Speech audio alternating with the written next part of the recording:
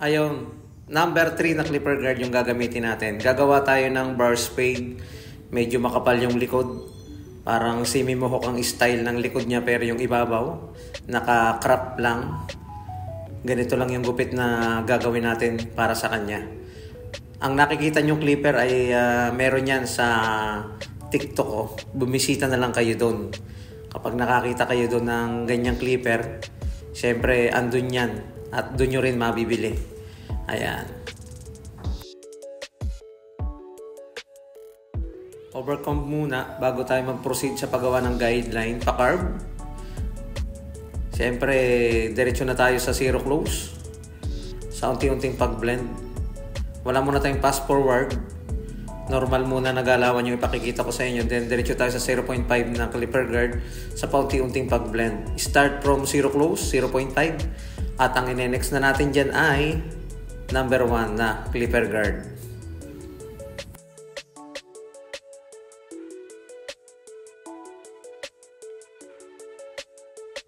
Ang talim nitong ating clipper na ginagamit ay naka-fade blade na siya.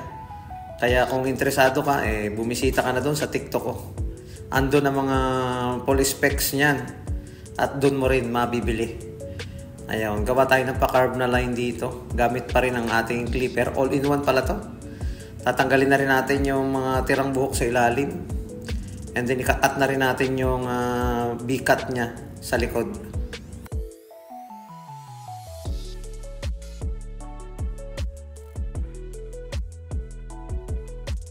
Kung paano natin ginawa sa kaliwang bahagi, ganun din yung gagawin natin dito sa kanan, same procedure. I-check natin yung paggawa ng guideline. Dapat same lang yung taas sa kabila.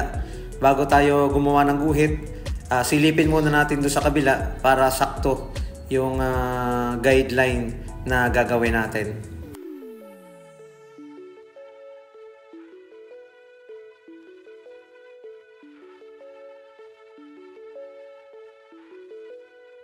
Maraming salamat sa ating mga followers, sa mga silent viewers, sa mga nagko-comment, mga nagsishare ng ating video.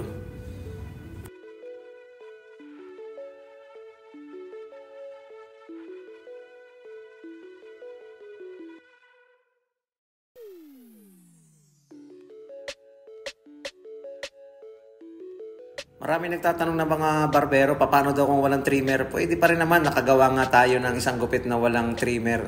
O diba, clipper lang yung ginamit natin, naiporma natin ito ng maayos. Pagkatapos basain, ahitan. And then, ang next natin dyan, magbabawas na tayo. Sa taas, iti-textured natin yan para mabawasan naman yung kapal ng kanyang buhok. At syempre, para mabawasan na rin yung kunting haba nito.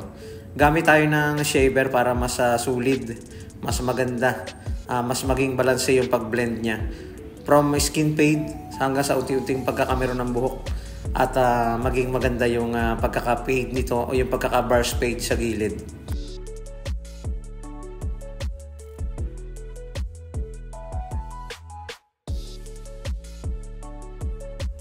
Then textured natin. Bawasan natin yung kapal. Yung likod kasi niyan hindi na natin masyadong ninipisan. Para magporma siya na parang semi-mohawk at pwede niyang patayuin din yung likod niyan kapag gusto niya. Yung ibabaw ganun din, bawasan din yung kapal. Pwede rin itong patayuin at pwede rin pabagsak. Depende na sa gustong forma ng nagpagupit. Ayan, okay na. Nilagyan natin ng konting hairball yung powder yan para sumunod naman. Okay na yung gupit na nagawa natin para sa kanya. Nakakarap yung ibabaw, hindi na natin masyadong ninipisan yung likod. Maraming salamat mga kabarberos.